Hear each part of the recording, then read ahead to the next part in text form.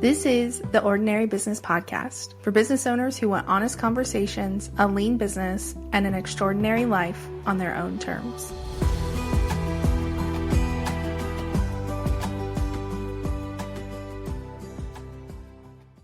Hey friends, today I am pulling back the curtain on my July launch of the Ordinary Business Network. I'm going to share real numbers, my mixed feelings, the launch plan that I scrapped, and the last day of, I want to say cart closed, but the cart is not closed, but I guess the last day of launch where I had 29 people join in a single day. Now, if you were not part of the launch, you didn't join, you're like, what are you talking about? I just want to outline the offer real quick. So this was the founding launch of the Ordinary Business Network. You could join in July for $150 for the year. That rate is gone now. It's $197, but it was only for July. That was my launch for the entire month. And the community, the network is a Slack community capped at 200 service providers, experienced service providers who have been in business for a while. We have twice a month Slack chats. We have Ask the Expert calls at no particular cadence. Mastermind pods that will actually be opening this month. And you also get a spot in the member directory. You get access to our partner discounts to 30 businesses, softwares, etc. that have exclusive discounts for our members. So yeah, that's what it was. Now, before I get into the strategy and all the fun details, I also want to set the scene because we are, humans first here. We're not robots. And so yes, July was my launch, but there was also a lot going on personally. I was out of the office for a full week, actually a little more than a week. I got strep throat the last week of the launch. And that was on top of some health problems and really, really bad fatigue that I've been dealing with.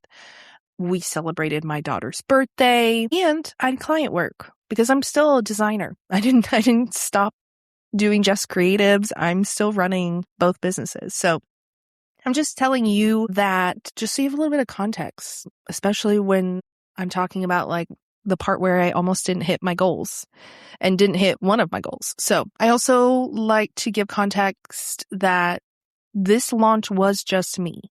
So I didn't have a copywriter. I didn't have a VA helping me.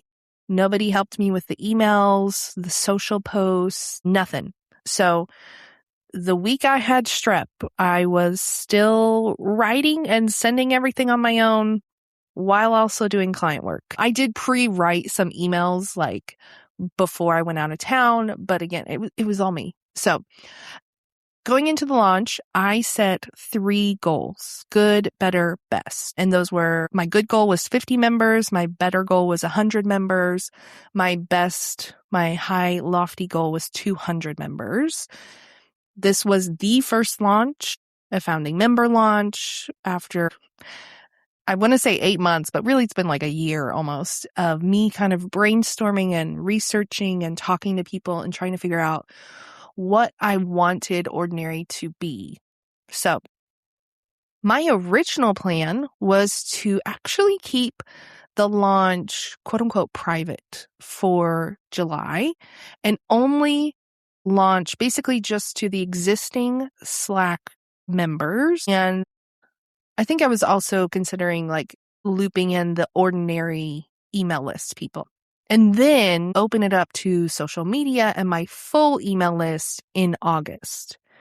The thinking was that I had 275 people in Slack at the beginning of July. It's grown since we used Slack during the last 2 summits, and then people just joined from my email list, etc. I do have roughly 500-ish people on the Ordinary email list, like Ordinary segment. And I'm actually capping the community at 200 spots for the foreseeable future. And so I was thinking like, well, the people already in Slack and on my email list should get first dibs, like, because this community, these people are pretty bought in. that I would consider them very aligned with the mission. They're pretty bought in, really love the brand, the community, so I was like, maybe I had some lofty goals and high expectations, but about 5 days in, maybe even less than that, I'll be honest, I was not seeing the reaction from my existing people that I expected. I was like, we are not busting down the doors to join. Okay. So I scrapped my 2-month launch plan, which now I'm like, thank goodness I did that. And I went all in. So social, email list, just everything all at once. Like I was not going to do this July and August separate launch, which meant I was kind of flying by the seat of my pants for content, which is also why I didn't post as much probably on Instagram as I should have, or LinkedIn, those kinds of things. Cause I was kind of like, oh, I'll do that in August. So what was super bananas to me about this launch is that almost half of my members that joined came from email. And then social or like kind of referral was second. And then direct sales, meaning like DMs, one-off conversations I was having with people. And then Slack itself came in last. Which was very interesting to me because it did feel like I have this really like engaged community, but then not everyone was hopping over, which is fine. I will caveat that this isn't perfectly clean data. I want to say it's like 98% correct, somewhere in there.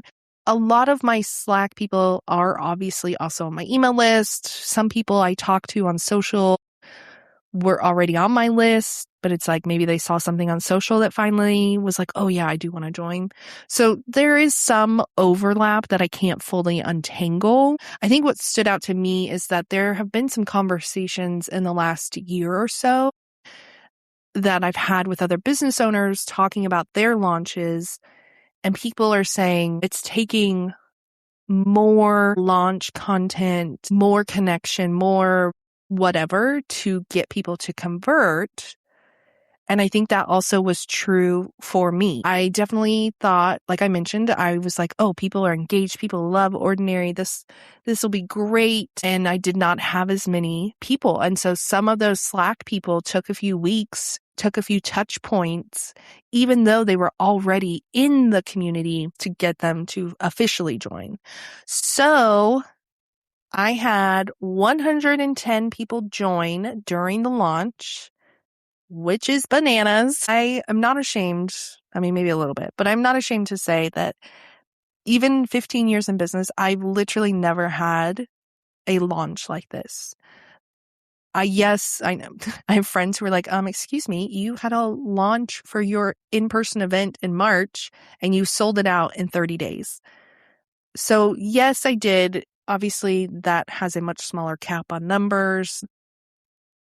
That was also a good launch, but this is, I don't know, it's different. But anytime I've launched like a digital product or previous memberships I've had, it's never been like this at all.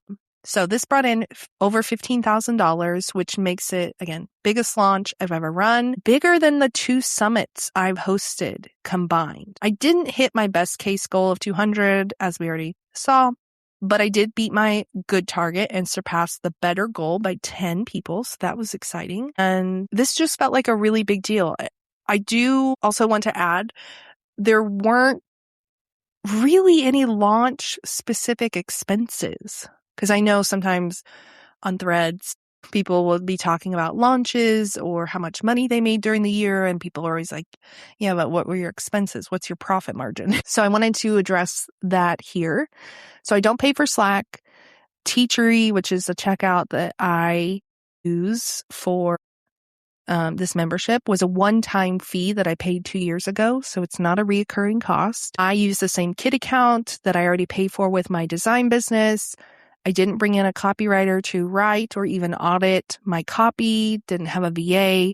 So outside of like the normal cost of running my business day to day, this $15,000 came in just, I don't want to say like on its own. Like there was nothing that I'm having to subtract from it, and I didn't spend any money on ads. So let's talk about what worked, because I don't know if you can tell by the way that I'm talking about this. I'm still kind of in shock about how well this went, even though that was not the case early on. And we'll get into that. But okay, email converted at 16%. Again, if that's just the ordinary segment, if I compare it to my total list number, it converted at 8%, but that was only like 1 or 2 emails. So I'm getting that 16% by just looking at my ordinary segment. So, which is still wild to me because email does not convert like that for my design business. I've done a podcast episode about that. I sent 3 emails a week, sometimes 4 for the entire month. And obviously it paid off. During the launch, I averaged a 57% open rate, a 3.5% click-through rate, and an average of 3 unsubscribes per email. Some were definitely way more than that. And then I had several that got 0 subscribes. I think my highest was like 8 unsubscribes on one email. I looked at which emails performed best, and there weren't any that heavily outperformed the others. There were, I would say, like 5 emails that had quite a few more purchases, and then 7 to 8 other emails that had maybe just like 1 or 2 purchases. What stood out to me in the emails that performed better were the ones talking about the data from my yearly State of the Online Business Survey, talking about what's happening inside the community in the next few weeks and months. And then, of course, hey, the price is going up reminders. Again, most would say those are like the cart is closing emails, but the cart is not closed. So that's not what they were. Now looking at more analytics, because I love me some data, the sales page converted at 10%, but the checkout page itself, which was separate, converted at 19%. So obviously not even everyone who went to the checkout page ended up purchasing. And if you're not familiar, average conversion rates for email and websites are, depending on what you read and your industry and things like that, average conversion rates are around 1 to 2%. Some may say 4%. Either way you look at it, this way overperformed. It was just really, really interesting to see how well things converted, because again, I've never had a successful launch like this. So this just completely exceeded all my expectations, kind of. Again, we'll get into that. I also want to talk about the lead temperature. That sounds really like jargony, sorry, but this is also very interesting to me. So 36% of my members came in cold, meaning they weren't on my email list. They didn't attend any of my ordinary summits. And like, again, there were no ads used in my launch. So that was really surprising about how many cold people just hopped right in. Another 29% were what I'm calling like middle, because these are people that knew what ordinary was, but had never been to a summit. They were not in my Slack channel. Most of these middle people were people either on my list, but not in Slack, or I could see like they didn't really open many of my emails, or maybe they were super recent additions to my email list, or some of them were actually like online friends that I knew had not been involved in the summits or in any of that. So I kind of knew where they stood. And then hot leads made up about 18%, warm leads 16%. If you're like, how are you differentiating between the middle ground, and the warm leads? Warm leads were people that maybe were in Slack but not active, or had been to a summit but weren't in Slack, or things like that. I'm really good at remembering people. And when I don't have a huge email list, it's really easy for me to just like literally click on people and be like, how many emails have you opened? Did you attend my summit? Because I tag people a lot. Like I can see, obviously, Kit shows me all their stuff. And I just really wanted to know this data. So I did the manual work of tracking this. Claude did not do this for me. So yeah, cold and middle combined were the majority of my signups. To me, this told me that the brand is reaching further than I thought, which is pretty exciting. I actually asked some people why they joined. One brand new member told me she'd been following me on Threads for a while and was looking for a new community, some fresh perspectives, maybe new collabs and friendships. A member that was in the free Slack was already, in the community, said she'd never even looked at the sales page. She joins any group because of the people already in it and called this one her reminder, like this community that is her reminder that she doesn't have to hustle and that there are a lot of the people who actually give a crap in here. Someone else said that this was the first time in 3 years she was building her business around her life instead of the other way around after burning out, chasing someone else's blueprint, and that having a community built around sustainable growth instead of hustle culture was exactly why she joined. And one person told me she'd gone to an Alex Hormozy workshop and physically did not feel good afterward, and that she really wanted an intentional, purposeful business instead of a $100 million one, and wanted, surrounded by people who wanted the same thing. So that range of people also tells me that the messaging is doing really well and is doing a lot of the work, which I felt super proud of because, again, I did this messaging by myself. I think part of what made the launch successful was also a few members that really were talking it up on Threads, and I think that helped to get more attention. They weren't doing anything lengthy, just, posts like one of my favorite communities or I've made so many connections. But seeing that unprompted from people that have no affiliate incentive or there was no contests going on in Slack or anything, that was really, really cool. I will also say partners grew really fast too. I started the launch with 3 or 4 partners and ended with 30, including Kit, Ingy, and Termageddon. So that wasn't even part of the launch though. That wasn't something I was actively trying to work on during the launch. This just happened organically, mostly on Threads, as people saw me talking about the Ordinary Network and talking about partners. Because the more I kept talking about we have a new partner, then more and more people wanted to join. Now, I don't want this to be a highlight reel.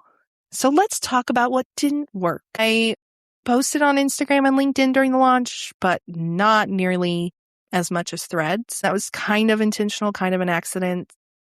Threads is the platform that really built Ordinary in the first place. I kind of dropped the ball when it came to Instagram and LinkedIn.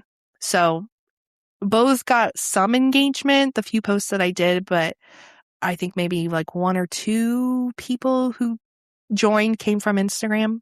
So I don't know if that's didn't work because that was something to obviously try more consistency on those platforms instead of them being kind of forgotten. I also wanted to talk about how I feel about the numbers because this kind of goes with the what didn't work well. And some of that was my mindset about the launch. I think could have been better at the beginning, and my mastermind friends would agree. So I was really, really excited going into this launch. Ordinary has had so much good feedback and support over the last year, and I actually ran this idea for the network past a lot of people at the Kit conference in June and got a really strong reaction. And so I was walking to this launch thinking this is going to go amazing. And again, I mentioned at the beginning that I had a launch plan and I scrapped it. And that was because it wasn't working. I was smart enough to recognize this isn't working. And also I don't want to launch for 2 months. That was dumb. I was also really, really disappointed. I am really hard on myself. I'm an Enneagram 1 through and through, which means I'm a very, very big self-critic. I had mastermind friends who had to talk me off the ledge that week. Also, special shout out to my friend Rachel, who was checking in on Voxer throughout the month, kind of hey, you doing okay? How you feeling about the launch? So it was really, really hard because I was here's another failed launch. Here's another idea that I had that didn't go well. Because I know that the internet likes to make us all think that we launch something and cart opens and 30 people buy on the day one. And for some people, they might. But truly, like day one, I think I had 3 people. And I actually have a chart of all the signups for the month. And it is just a steady drip through the whole month. There's a few days here and there where it's like 5 people, 6 people. But most days it was like 1 purchase or no purchases. And then 29 people that very last day. So I'm proud of how it ended. I actually pushed a lot harder on that last day than I even planned to. I was adding extra emails, extra social posts. I will say it was a bananas day. I had lunch with a friend, which our lunches are like 3 hours long. I had family pictures and I had end of summer party for my daughter's daycare while also launching. So it was a little chaotic, but yeah, 29 people on the last day. I didn't break down this data, but if I had to guess, it's probably 50-50 between threads and emails on the last day. Because I know several came in from those like, hey, price increase emails, but on the fly, I kind of started doing like a countdown or count up as I got closer and closer to 100 members. And I was kind of like, guys, is this going to happen? And so I had people commenting on threads about how invested they were in the launch and like, go, go, go. Like, it was really fun. And I kept telling myself during that slow first week or first 2 weeks-ish that I also had to kind of be okay with the fact that I might not be giving this launch 100% because I've not been feeling 100% health-wise. I don't know if that is part of the reason that things were slow early on. I'm not an expert launcher. Maybe there's a better way I could have done the launch, launched the launch.